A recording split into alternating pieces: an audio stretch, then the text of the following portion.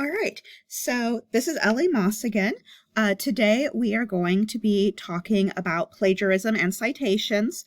And the reason that we're doing this, I know a lot of you probably already know that you shouldn't plagiarize and that citing your sources is a big part of how you avoid plagiarism.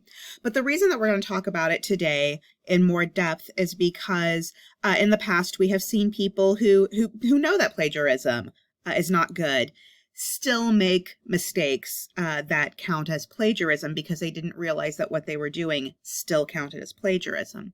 So I hope you will listen today just so that we can talk about some of these situations where people make mistakes completely by accident a lot of the times, so that we can talk about what counts as plagiarism and how to properly cite.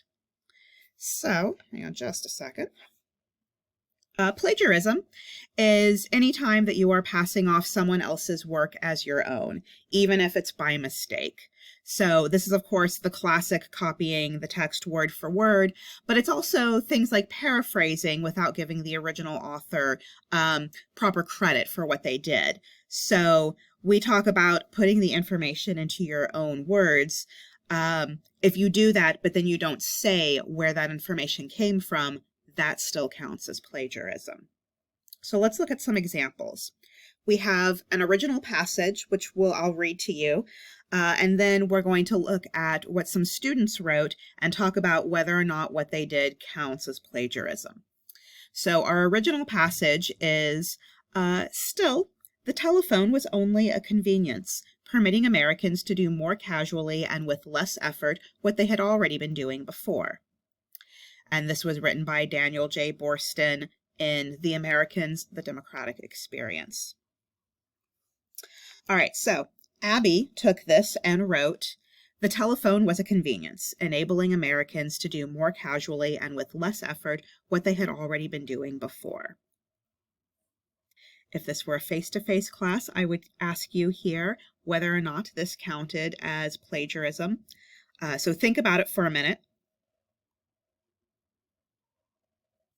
This is plagiarism, right? It is nearly word for word. It does not credit the source of the information. This would count as plagiarism. All right, let's look at another example. Brian took this and wrote, Daniel J. Borston argues that the telephone was only a convenience, permitting Americans to do more casually and with less effort what they had already been doing before. Does this count as plagiarism? So this actually does count as plagiarism. And the reason is because it's missing the full in-text citation. So it said that it came from Daniel J. Borston, but we don't have the rest of the citation information that we need, which can vary depending on whether you're doing APA or MLA. We're doing APA, so we would also want to include the year and the page number. The other reason that this counts as plagiarism is that even if we had that full text citation, the text is too close to the original, right? That whole permitting Americans to do more casually and with less effort, what they had already been doing before, that the end part was changed slightly, but that's almost exactly word for word. And it's not a direct quote. We don't have quotation marks.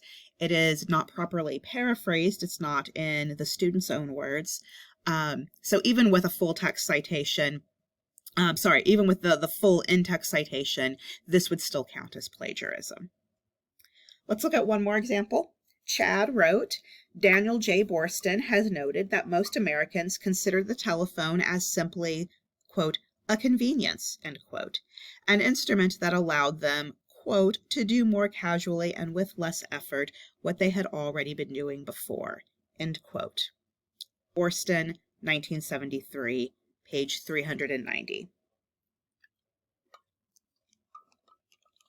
Right, and so this is not plagiarism.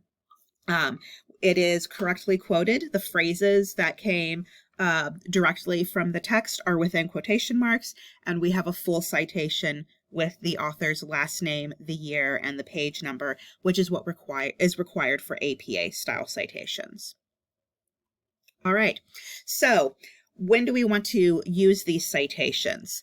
We want to put in-text citations with the author's last name, the date, and the page number anytime you're using any sort of statistics or facts or any sort of information that you did not come up with yourself that came from someone else.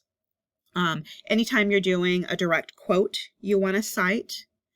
Anytime you put information in your own words, again, if it's information that you did not have before, even if you put it in your own words, you rephrased it, you paraphrased it, you summarized something, you still want to say where that information came from. If you are not sure whether or not you should cite, go ahead and cite. There's no such thing as oversighting. Go ahead and cite, because the worst thing that could happen is that the teacher will highlight and say, you didn't have to cite here. That's not the end of the world. But not citing means that you may have committed plagiarism, and that can get you in a lot of trouble. There are times when you do not have to cite, although again, if you're not sure, go ahead and cite. You don't have to cite if something is considered common knowledge. And I know that's a tricky phrase, because something can be common knowledge even if we personally don't know it. So the example here is the Declaration of Independence was signed in 1776. And that is common knowledge, even if you didn't remember 1776 yourself. It's not like there are historians out there who are arguing when exactly the Declaration of Independence was signed. That's why it counts as common knowledge. You can also not cite things that are generally accepted as facts, like cigarette smoking causes cancer. By this point in time, there's enough research. There's a lot of research that demonstrates that that cigarette smoking causes cancer. So you don't necessarily have to cite it. Although, again, if you're in a situation where you're not sure, go ahead and cite it. It's better to oversight than to undercite. And you also don't have to cite if it's an original idea to you, or if it's an opinion or a lived experience. Pineapple is a good topping on pizza is an opinion that one may or may not disagree with. But if you, the writer, are writing it, then it's an opinion. You don't have to cite that. When I grew up, we saw lightning bugs everywhere. Now I hardly ever see them. That's a lived experience, right? It's not something that you can contradict what I have personally experienced or what you as a writer have experienced. So you don't have to cite that if it's your own personal experience. If it's someone else's personal experience, that might be something that you want to cite. Go ahead and cite, because it came from someone else. All right. And then we do our citations in two places. This is another thing that I think can trick people up sometimes. We're citing in two places. At the end of a paper or at the end of your speech, you will have a reference list. It's called references in APA. In MLA, it's called a works cited list, but that's where you give your full citation with all the information, not just the author's name and the year, but it's also, where it was originally published, what volume and issue are we looking at. All of that information goes in your reference list, your references. And then the other place where you cite is called an in-text citation. It's in the actual body of your paper or the body of your speech. Anytime you give information that you did not have without reading it somewhere else, that's where you give an in-text citation. So anytime you use facts, statistics, original information, that's where you'll put your in-text citation. So we're citing in two places. Your in-text citation, like what does this look like? In APA, you want to include the author's last name, the year, and the page number. And I know that sometimes you don't have a page number because, you found it online and there's no page number. Sometimes you're in a tricky situation where there is no year. If that happens, you would put n.d. for no date. But ideally, you would have the author's last name, the year, and the page number.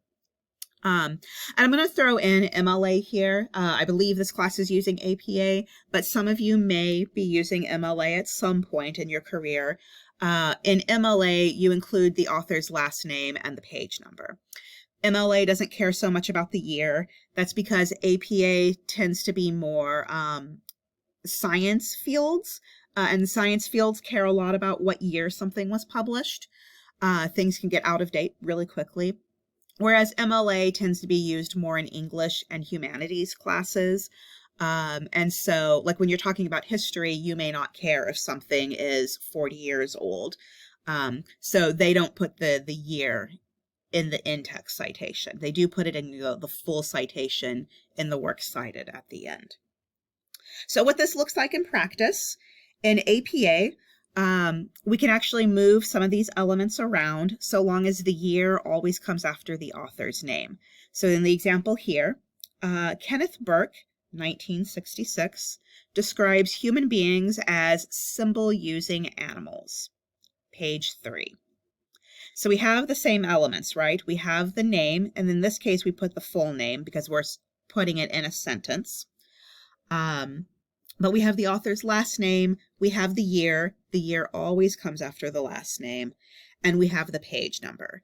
So in text citation, we have a little bit of leeway in how we format it. We can format it with the original example, parentheses, Smith, comma, 2022, comma, page 588, or we can do it like we did here, where the author's name is embedded in the sentence, and we broke up some of these elements, but they're still in parentheses, so they're easy to find.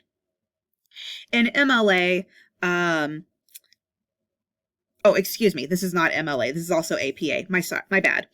Human beings have been described as symbol-using animals, parentheses, Burke, comma, 1966, comma, page 3.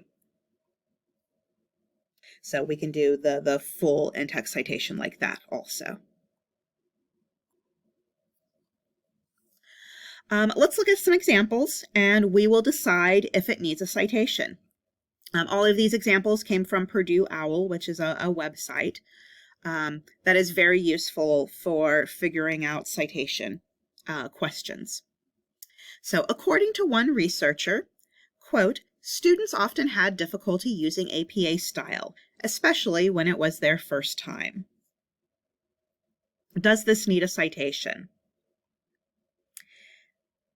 Yes, it does need a citation. And what we need is the author's last name, the year, and the page number. So instead of, what did we have before? According to one researcher, according to Jones, 1998, quote, students often had difficulty using APA style, especially when it was their first time, parentheses, page 199. And you'll notice that the period is coming after that end, the page number, end of the citation. The period to close the sentence comes after your in-text citation. Another example, the President of the United States can serve up to 2 terms in office, each term lasting 4 years. Does this need a citation? It does not. This does not necessarily need an in-text citation because the president serving up to 2 terms in office, each lasting 4 years, that is common knowledge. Even if we didn't personally know it, and I think most of us probably did know it, we don't necessarily have to cite that because it's not like it's something that's ever going to be in question unless the law changes, in which case it still wouldn't be in question. Let's look at another example. In research papers, Lester found that students often quote excessively, failing to keep quoted material down to a desirable level. He recommended about 10% of a paper should be direct quotes. Since the problem usually originates during the note-taking, it is essential to minimize the material recorded verbatim. Does this need a citation? And it does. Even though we had the author's name, Lester, what we needed to add was the year. So 1976, in research papers, Lester, 1976, found that blah, blah, blah, the same material. At the end of the information, at the end of the paragraph, we put our page 46 through 47. So the end of our in-text citation. She stated, Students often had difficulty using APA style, but she did not offer an explanation as to why. Does this need a citation? And it does, but the whole thing doesn't need a citation, right? She stated students often had difficulty using APA style. That's a direct quote, so we want to cite it. In text, Jones, comma, 1998, comma, page 199. But she did not offer an explanation as to why. So that last part, she did not offer an explanation as to why, that would be our interpretation as a reader and a writer, right? We don't have to cite that. It's not something we could easily cite. It is our interpretation of what we read in Jones. So we don't, our interpretation meaning our opinion, we don't have to cite that. Community college is the ideal path to a college education. We do not need to cite this because it's an opinion, right? It's our opinion as a writer. If we were to back up this claim with statistics, if we use some statistics to try to prove this point, that would be something we would have to cite. But this sentence right here does not need a citation because it is an opinion. All right, so we took a look at in-text citations and references. Let's take a quick look at the library page. Let's come back to the library page. And what I'm going to show you now is a tool to help you create your references at the end of your paper or at the end of your speech. So we talked last week about how most databases will create the citation for you.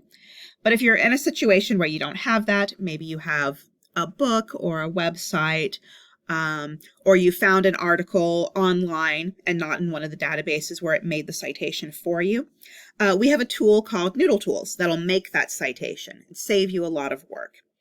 So I'm going to go into, there's a couple of ways that we can get here, but I'm going to go back to those library guides that I showed you very briefly last week. And we'll look at the communications and speeches library guide. So I'll scroll down. You'll see everything is grouped together by topic. I'll just go into reading and writing. There's communication and speech. That's the library guide that we looked at last week. And there is a tab for outlines and citations, and that's where we put all of those speech outlines for you. If you wanted to see the PowerPoint that we were just looking at, it is also on this page. Lots of templates for writing APA style papers. You can use this in this class or in future classes, and templates for how to do a speech outline or a speaking outline. But what we're going to focus on right now is Noodletools, which is the link over here on the right with the little person with their hands in the air. They are just overjoyed because Noodletools made all of their citations for them. And if you wanted to look at some other tools, we do have some links to Purdue OWL, which is a website I mentioned before that will help with citations, and the actual APA website. All right, let's look at Noodletools, the Noodletools app. So Noodletools is a program that the library pays for. So it is going to prompt you to create an account. Please don't Google Noodletools, because if you do, it will not recognize that you're related to Ivy Tech. It won't have this libproxy link up here at the top, so it may try to charge you. We don't want you to ever have to pay for anything. So that's why I wanted to show you how to get here from the library page, because then it will be free to you. So you'll want to click on, the first time you do this, you'll want to click on Don't Have an Account, Register. And that is going to walk you through how to create an account. You're a student or a library patron. It will ask you what campus you're at. We'll put in Bloomington. For expected year of graduation, you can put the actual year that you expect to graduate. You can also go to the very end and choose something in the far off future. We don't check on this, so this will allow you to use Noodletools even in the future. If you go on to other colleges, they may have their own software that'll make citations for you, but you don't have to put the exact year. It's not like we check that. All right, and then it will prompt you to make a personal ID. I recommend using your Ivy Tech email address because you're less likely to forget that. But it will prompt you to make a personal ID and a password, and then you will click the register button. So I will go ahead and log in as myself. All right. For the first time you log in, this screen is probably going to be blank. You can see I have lots of projects in here that I have already created. So everything is organized over here. You can see all of your projects. You can also sort things by year if you use this for multiple years. You can see mine go all the way back to 2011. I think they only go back to 2012, actually. So you can sort things by year and you can create projects. What we're going to do right now is create a new project, and we do that by clicking the green New Project button in the upper right corner. So we will give this project a title. I will call it COMM 101. I already have one called COMM 101 Informative Speech, so I'll just call this Spring 2023 is what I will call my project. You name your project, whatever makes the most sense for you. You want to choose your citation style. For this class, I'll go with APA. Although if you choose the wrong citation style at some point in the future, you do have the option to go back and change that later. So that is, I think that's part of why I like Noodletools, is that you can change that citation style if you realize you chose the wrong thing. And then you choose your citation level. I'm just going to go ahead and show you advanced. You could probably get away with junior in most situations, but we're advanced students, so I will click on advanced. All right, so I created my project and it showed up right here, COMM 101 Spring 2023. So I'm going to click on that and open it up. And you'll see right now it is empty. I don't have anything on the screen. Over here on the left in the sidebar, you will see that there are lots of options here. So Noodletools is actually a software that lets you organize entire projects, not just your citations. People use this to organize really big research projects. You can upload PDFs or like interview notes in your attachments. You can create to-do lists. The note cards.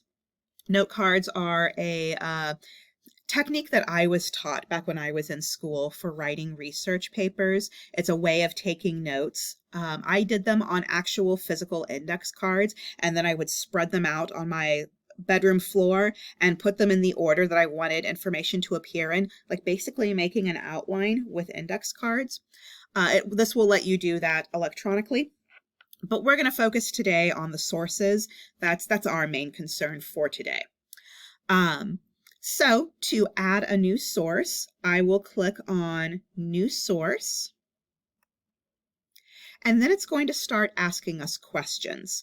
And this is where whether you chose starter, junior, or advanced can make a difference, because it will ask you slightly more detailed questions if you choose advanced. So this may, the questions that are asked, what I sometimes tell people is that not every question is going to be relevant to every source that we are citing. So, you know, some journals may have volume numbers, but they don't have issue numbers. Some journals may do special issues, and some don't. So the advanced setting is going to ask you some of these questions that may or may not be relevant. If it's not relevant to your article, feel free to just skip it. But the first question is always, where is it? Where did we find this thing? I'm going to choose database. We'll get an article. We'll pull an article up and we'll say that we found it in a database. And then it will ask you, what is it? what kind of article is this? Because not all articles are the same. Remember, we talked last week about academic journals are peer-reviewed articles. Periodical is a fancy word for a magazine. So we have journals, we have magazines, we have newspaper articles. Those are probably the three big ones. And we have books, of course. You can cite books. There's also under where is it, we could say if it was an ebook, we can click on file app or ebook. But there are other things that we might run into, right? We might run into a podcast or an infographic. They do have information on how to cite infographics. You know, there are some pretty specific situations, but probably the most common are journal, magazine, and newspaper. I'll go into magazine. And then it will prompt us with questions and we can fill in the information. So DOI is a digital object identifier. It is common in academic journals. It is not necessarily common in magazines, but some magazines have it. If you have a DOI or a URL, you can put that information in and it will frequently pull the rest of the citation information for you. So for example, let me pause this and I'll pull up an article for us to cite. All right, so I found us an article that we're going to cite. We'll pull it up over here and we will cite this article together. So this one does not have a document object identifier, a digital object identifier. So we will fill in the information ourselves. But if we did have a digital object identifier, we could put that in here and sometimes it will fill in the information for us. So let's scroll through here and we will add in our information. We have a place for our author. So our author is Alan Rostron.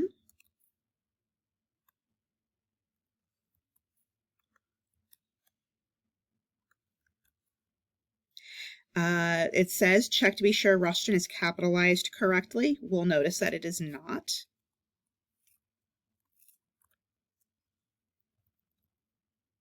For that matter, neither is Alan.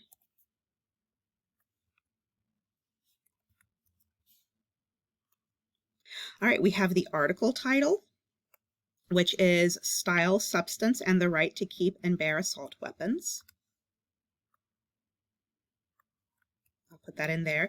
And you will notice it gives us another suggestion. So part of what Noodletools is doing is it's trying to catch errors that we might make in our own citations.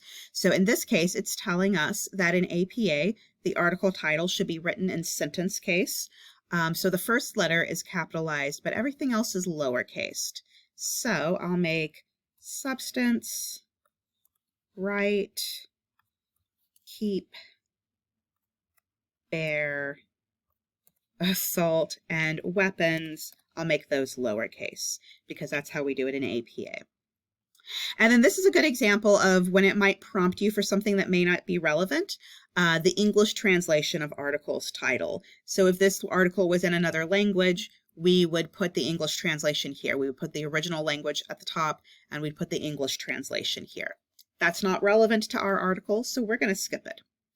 The next is the page numbers, which I can find here in the source line. This tells me what journal it was published in, when it was published, volume, issue, and page number. So this was published on pages 301 to 334. So 301 to 334. The name of the journal or magazine where this was published. This one was published in Campbell Law Review. The volume and issue number of it's volume 40, issue 2. And then the publication date, which in this case is spring of 2018.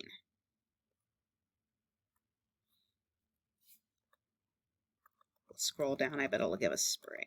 Yep, there it is, spring 2018. Then we have an advanced section. This is for things like special issues. It is not common to have a special issue. That's why it's under advanced. But I wanted to point that out in case you find yourself in a special situation where you have weird information. You might want to add that in. All right. And then there is space here for you to write an annotation. If you've taken English 111 where you have to do an annotated bibliography, this could be a place to write that information.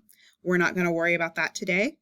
Once I have all my information in, I can click Save, and it will make my citation already styled in APA for me.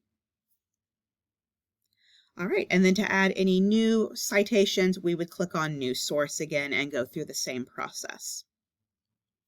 Alrighty, so this has been our overview of plagiarism and citation. We defined what plagiarism is, what it is not. We looked at a lot of examples of plagiarism. We looked at a lot of examples of how to do in-text citation, and then we took a look at Noodletools. So you'll remember that we got to Noodletools by coming to the Communication and Speech Library Guide, and then we clicked on Outlines and Citations. You can also find Noodletools elsewhere on the library page. It's in a lot of places. If at any point during your research you can't find what you were hoping to find, or if you have questions about these citations, we do have a help button here that will take you to the Ask a Librarian page. I believe I showed this to you all last week. We also have a writing center at Ivy Tech.